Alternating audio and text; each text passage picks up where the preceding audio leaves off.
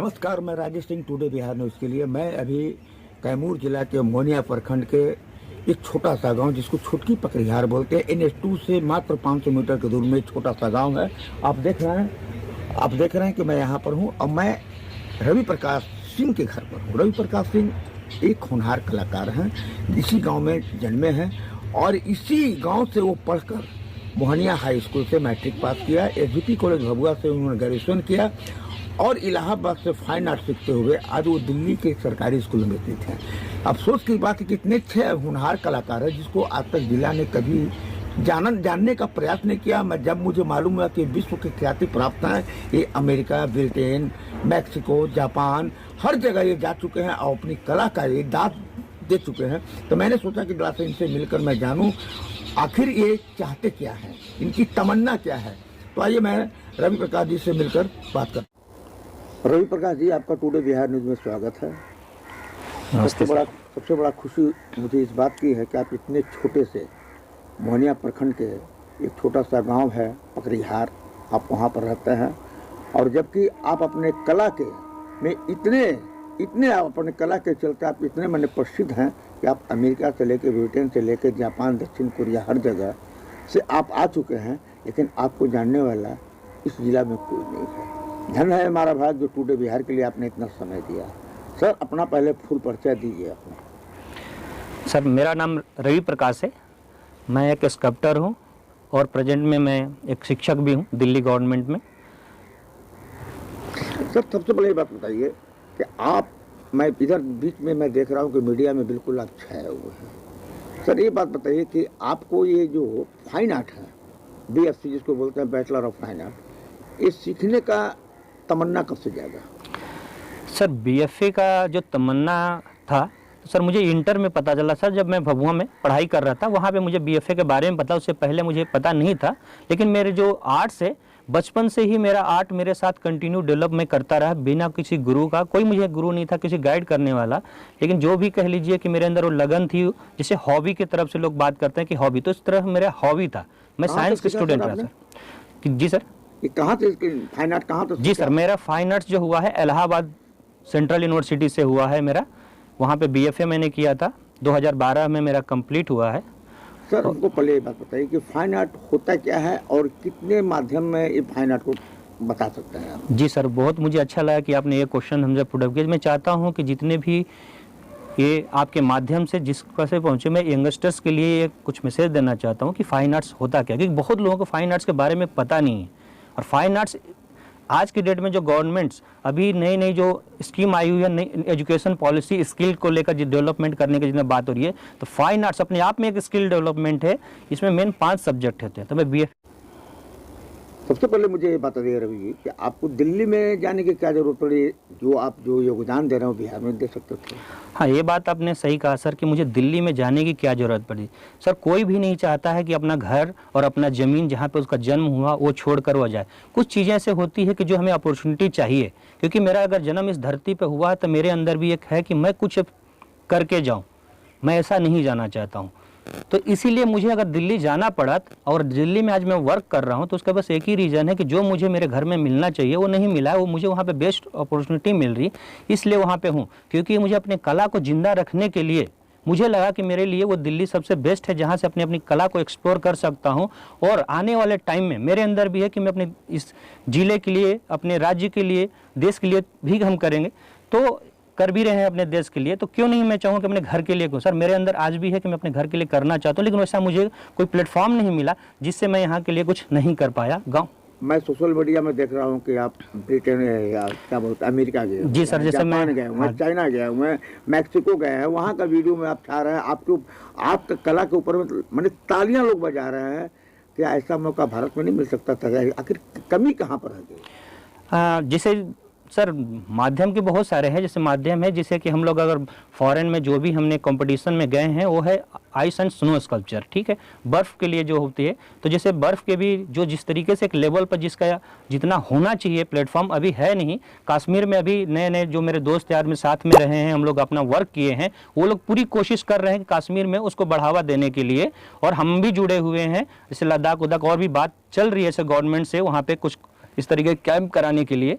तो स्नो का तो फिर वहीं हो सकता है। और मैक्सिको में हमने जो गया था वहाँ पे घास और फूस की जो कंपटीशन थी, अब समझ सकते हैं घास फूस, जिसको कि वहाँ पे हमें पुआल मिला था और सूखी हुई घास मिलती, उससे एक बड़े लेवल पर इंटरनेशनल लेवल का कंपटीशन कराया गया था। तो मैं सोचता हूँ कि चलो मेरे यहाँ अपने बिहार में बर्फ तो नहीं है, लेकिन क्या मेरे यहाँ क्या घास नहीं मिलेगा? एक से बढ़कर एक जो वेस्ट मटेरियल है, जिसको हम वेस्ट समझते हैं, उससे ऐसे ऐसे कलाकृतियां बनाई जा सकती है कि उसको लोग देखकर दंग हो जाएं कि क्या ये भी हो सकता था। ऐसे वो आश्चर्य करने वाली बात है जो मैक्सिको में जो कंपटीशन करके आए। अभी तक आप मुझे कुछ अपने बनाए हुए को दिखा सकते हैं जिससे मैं आम पब्लिक को दिखा सकूं?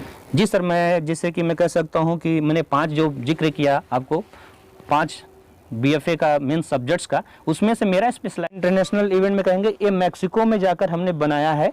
ठीक है, पहली कहाँ गए थे आप? मैक्सिको में सर। तो ये कंपटीशन जो था वहाँ पे घास फूस का जो टेक्निक है, बहुत सारे हमें टेक्निक, क्योंकि पहली बार इस कंपटीशन में हम लोग गए थे, भले ही हम इस मीडियम को जानते थे लेकिन इस मीडियम में काम करने का मौका नहीं मिला था। तो वहाँ पे पहला हमारा एक्सपीरियंस भी रहा और पहली बार में हम लोग अपनी देश को चौथे स्थान पे, हमें चौथा प्लेस मिला था, वो मिला। और इसे पूरी एकदम से कह सकते हैं इसकी साइज काफ़ी 18 फीट साइज का है सर। रवि जी, तो आप फोटो को सिरा कीजिए, बहुत अच्छा फोटो है। हाँ, इस मीडियम को सर कह सकता हूँ कि अगर गवर्नमेंट और कुछ लोग अगर मुझे सपोर्ट करें तो सिर्फ यही नहीं, मैं विदेश के ऐसे ऐसे कलाकारों के अपने इस धरती पर बुला सकता हूँ जिसको, ये है स्नो, जैसे ऊपर से नेचुरल मीडियम है, ये भी नेचुरल मीडियम है। जैसे ठंडे प्रदेश जैसे कश्मीर में जो स्नोफॉल होता है, आप गुलमर्ग में देखे होंगे स्नोफॉल होता है, तो स्नो से उसको प्रेशर करके पहले ब्लॉक बनाते हैं, वो पत्थर की लुक को दिया जाता है, ब्लॉक बनाते हैं, उसके बाद फिर कटिंग करके निकलते हैं। ये 12 बाई 10 का ये ब्लॉक मिलता है। ये अमेरिका में हम लोग जब दूसरी बार गए थे, तो अमेरिका में हुआ है? जी सर, अमेरिका में जब हम लोग गए थे तो दूसरी बार में हम अपने देश को रिप्रेजेंट करते तो हम लोग गणेशा को लिया था, तो वहाँ पे इस गणेशा को बनाए थे। और आश्चर्य की बात यह है कि बहुत लोग सब संस्कृति को जानते नहीं है। अमेरिका के लोग ये जान रहे थे कि जैसे सूंड देखकर उनको ये लगा कि हम लोग कुछ एनिमेट किए हैं, एनिमेटर, क्योंकि बॉलीवुड हॉलीवुड में एनिमेटिंग जो मूवियाँ बन रही है, उनको लगा कि हमने भी कुछ एनिमेशन किया है। तो हमने बोला कि कोई एनिमेशन नहीं किए हैं, ये मेरे गॉड हैं, ये हमारी संस्कृति है।